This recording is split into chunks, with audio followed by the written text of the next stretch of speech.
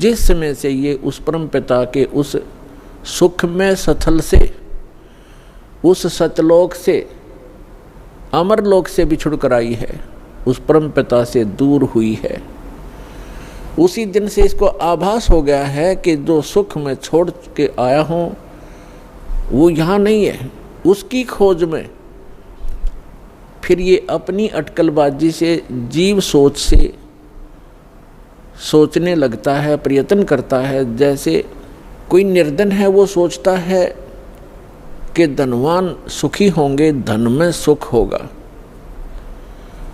और धनी व्यक्ति को स्वप्न में भी सुख नहीं होता।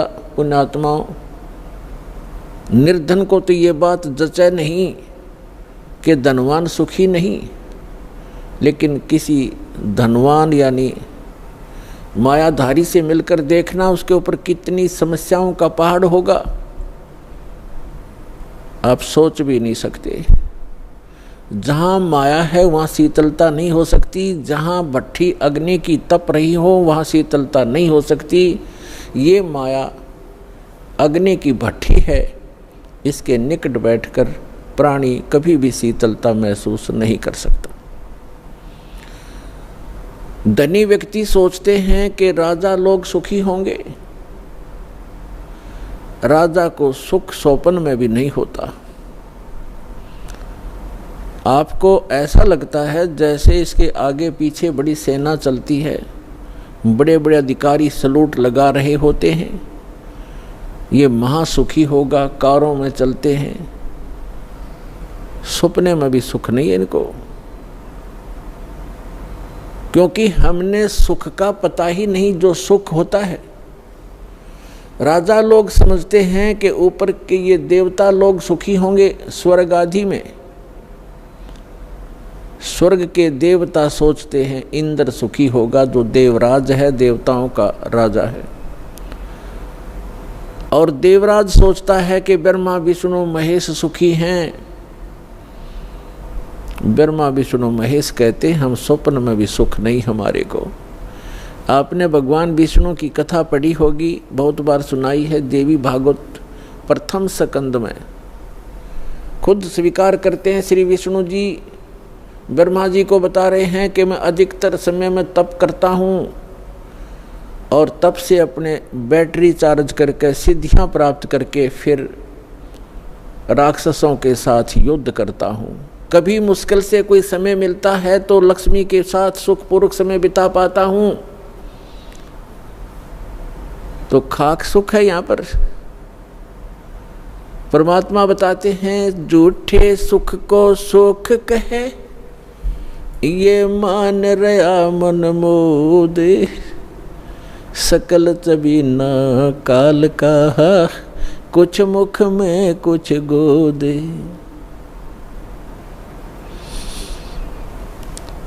इस झूठे सुख को सुख कहे, ये मान रहा मनमोद। कौन से झूठे सुख को? एक व्यक्ति बता रहा था कि मेरे एक कन्या ने जन्म लिया, जन्म से उस कन्या के गुदा स्थान नहीं था। इसको देखकर मेरे ऊपर पहाड़ टूट गया समस्या का, महा दुखी हो गया मैं। डॉक्टर के यहाँ लेकर गया मेडिकल में। जिस वार्ड में मेरी बेटी को भर्ती किया उसमें ऐसे 3-4 केस और थे। तब मुझे कुछ राहत मिली कि मेरे जैसे और भी दुखी हैं। बताओ इससे क्या लाभ मिला उसको? अपना मन में मान लिया कि चलो और भी दुखी हैं तो मैं भी दुखी हूँ, कोई बात नहीं। क्या वो दुख हल्का हो गया? क्या गुदा स्थान बन गया बेटी का? तो पुण्यात्माओं, इसे गंदे लोक में रह रहे हम, यहाँ सुख नाम की चीज नहीं है। हम एक दूसरे को दुखी देखकर उससे हल्का दुख हो या उसके बराबर हो, हम अपने राहत मान लेते हैं। यहाँ कोई विकल्प नहीं है। जैसे एक व्यक्ति के 3 पुत्र थे, एक पुत्र की मृत्यु होगी, बहुत दुखी, बुरी तरह रो रहे हैं, आहार भी नहीं कर रहे हैं। शोक व्यक्त करने वाले व्यक्तियों में एक ऐसा व्यक्ति उपस्थित था जिसका एक ही पुत्र था, वही मृत्यु को प्राप्त हो चुका था। तो सांत्वना देने वालों ने कहा कि देख भाई, यहाँ तो ऐसा ही है, सभी की मृत्यु होती है, ये तो भगवान हवाला बात है, चिंता मत करो। देखो ये भाई बैठा है, इसको देख कर जी ले, इसका इकलौता पुत्र था, उसी की मृत्यु होगी, ये भी तो अपना समय व्यतीत कर रहा है, धैर्य कर। तो तब उस व्यक्ति को कुछ होशी आई, हाथ मुंह धोए, कुछ देर में खाना भी खा लिया। अब उसने ये सुख मान लिया कि देख, इस बेचारे का इकलौता पुत्र था और वही मर गया, मृत्यु को प्राप्त हो गया। शुक्र है मेरे तो 3 थे, मेरा तो एक ही मरा है, 2 तो बचे हैं, पहले इससे सुख मान लिया। क्या वो बेटा वापस आ गया?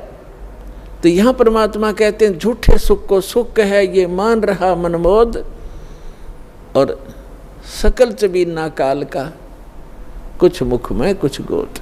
परमात्मा यहाँ क्या बताते हैं, भाई तन दर सुखिया कोई न देखा, जो देखा सो दुखिया हो, उदय अस्त की बात करते हैं, मन सबका किया विवेक का हो, सबका किया विवेक का हो।